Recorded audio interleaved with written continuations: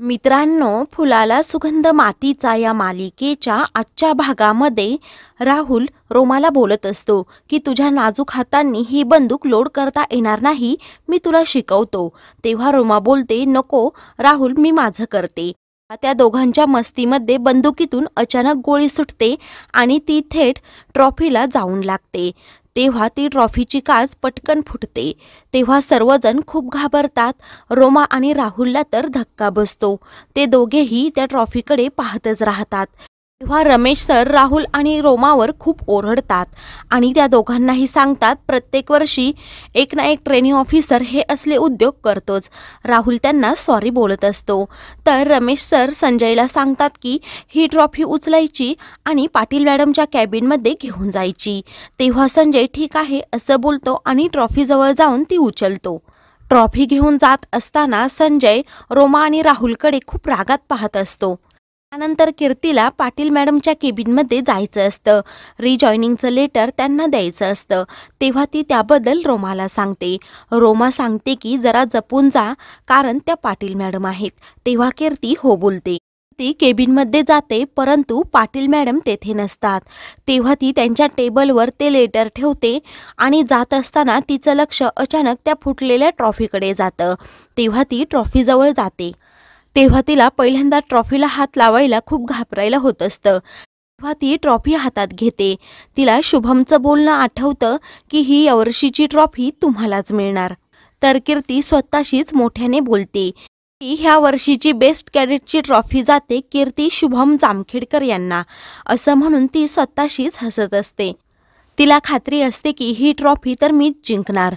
तेवढ्यात तेथे संजय येतो आणि संजय कीर्तीकडे रागात पाहतो आणि तू इथे काय करत आहे असं विचारतो. कीर्ती सांगते, मी इथे रिजॉईनिंगचं लेटर द्यायला आले होते, परंतु पाटील मॅडम नव्हत्या म्हणून माझं लक्ष ह्या ट्रॉफीकडे गेलं, म्हणून मी ती हातात घेतली. कीर्तीने ट्रॉफी हातात घेतल्यामुळे संजयला खूप राग येतो. तेव्हा तो कीर्तीला बोलतो की ही ट्रॉफी म्हणजे रस्त्यावर पडलेला रुमाल वाटला का तुला? दिसला की लगेच तो उचलून घेतला. तेव्हा कीर्ती त्याच्यावर नजर रोखून बोलते, संजय, ह्या ट्रॉफीची किंमत मलाही समजते, कारण ही ट्रॉफी जेव्हा मी हातात घेतली तेव्हा मला एक वेगळीच एनर्जी जाणवली. तेव्हा संजय रागात बोलतो, म्हणून ती तू उचलून घेतलीस का? पण एक गोष्ट लक्षात ठेव, ह्या ट्रॉफीला हात लावण्याची तुझी योग्यता नाही, असं तो कीर्तीचा अपमान करत बोलतो. त्यानंतर तो असं बोलून थांबत नाही. तो पुन्हा बोलतो, ह्या ट्रॉफीला हात लावण्याची तुझी लायकीच नाही. ही ट्रॉफी कमवावी लागते. इथल्या प्रत्येक कॅडेटला ही ट्रॉफी पाहून प्रेरणा मिळते, म्हणून ही ट्रॉफी इथे ठेवली जाते. ही ट्रॉफी चांगल्याच कॅडेटला मिळते आणि यामध्ये तू तर नक्कीच नाही. ट्रॉफी मिळवण्यासाठी इथे दिवस रात्र 11 महिने झटावं लागतं. त्यासाठी शरीर आणि मन दोन्हीही कणखर असले पाहिजे. यातलं तुला काही शक्य होणार नाही, कारण तुझा जन्म फक्त हरण्यासाठी झाला आहे. ट्रॉफी तर तू मिळवणं सोडून दे. ह्या ट्रॉफीला स्पर्श करून तू तिचा अपमान करत आहे, असं तो कीर्तीचा अपमान करत बोलतो. तेव्हा तो कीर्तीच्या हातातून लगेच ती ट्रॉफी घेतो आणि सांगतो की आपल्या बॅचमध्ये तू सर्वात लास्ट आहेस, त्यामुळे तू तुझं ट्रेनिंग जेमतेम पूर्ण केलं तरी खूप होईल. त्यामुळे तू या ट्रॉफीची स्वप्न पाहणं सोडून दे. तो ट्रॉफी टेबलवर ठेवून जायला निघतो. कीर्ती त्याला थांबवते आणि बोलते, संजय, तू आत्ता जे मला काही बोलला ना, त्यातला शब्दनशब्द खरा आहे. ही ट्रॉफी खूप खास आहे आणि ही ट्रॉफी मिळवण्याचा प्रत्येकाचा हक्क आहे, हे तू लक्षात ठेव. तुझ्या म्हणण्याप्रमाणे ही ट्रॉफी फक्त कॅडेटला प्रेरणा देण्यासाठी तिथे ठेवली आहे, असं तू म्हणाला होता. तसं तुला गरज नाही, त्याची गरज माझ्यासारख्या लूज कॅडेटला आहे, हे पण गोष्ट लक्षात ठेव, असं ती संजयला बोलते आणि त्याच्यावर नजर रोखून बोलते की ही ट्रॉफी मिळवण्याची लायकी मी स्वतः सिद्ध करेल आणि 200% प्रामाणिक प्रयत्न करून ही ट्रॉफी मिळवण्याचा प्रयत्न करेन, असं संजयला सांगते. व एक्सक्यूज मी असं म्हणून ती बाहेर पडते. संजय तिच्यावर खूप रागावतो आणि नंतर स्वतःशीच हसतो व बोलतो, ही मूर्ख मुलगी आहे.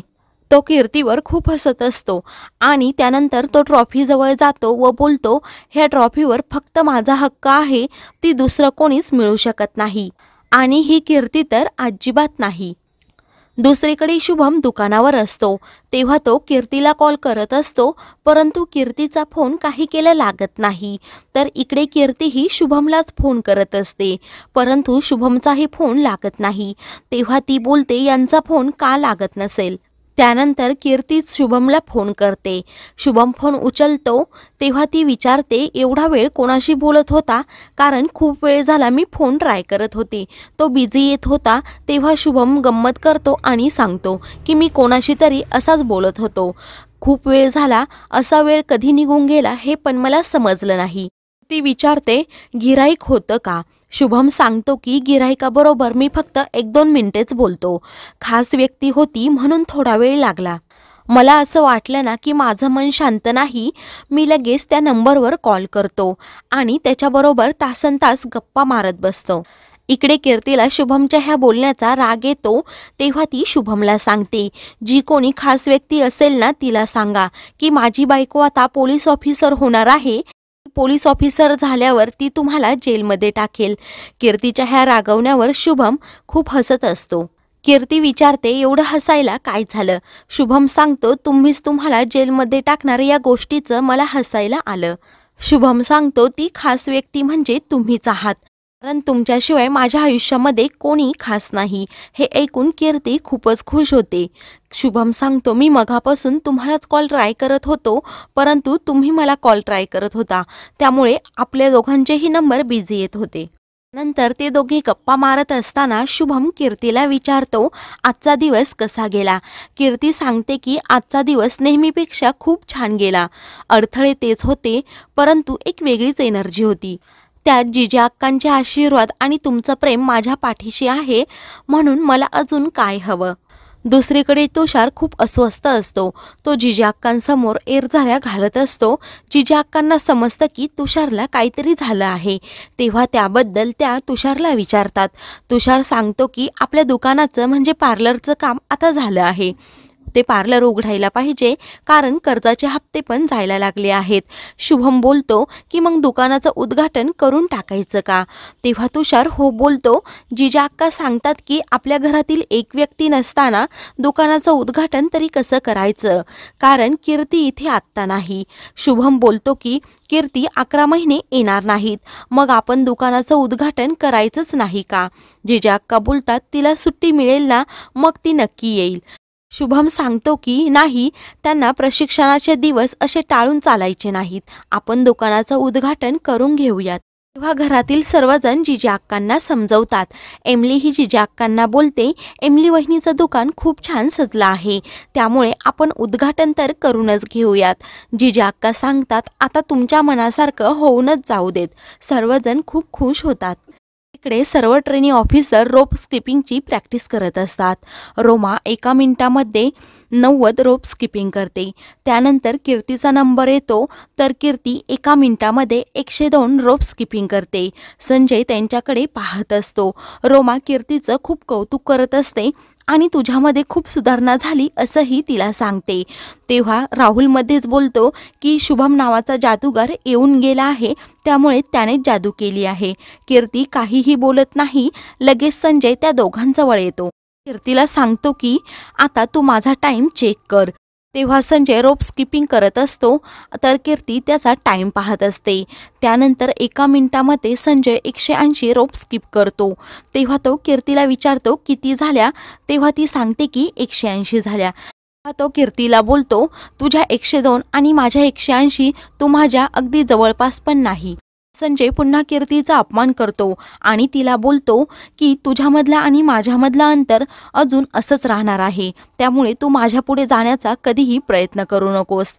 कीर्ती शांत राहते. ती संजयला काही एक बोलत नाही. रोमा राहुलला संजयचा खूप राग येतो.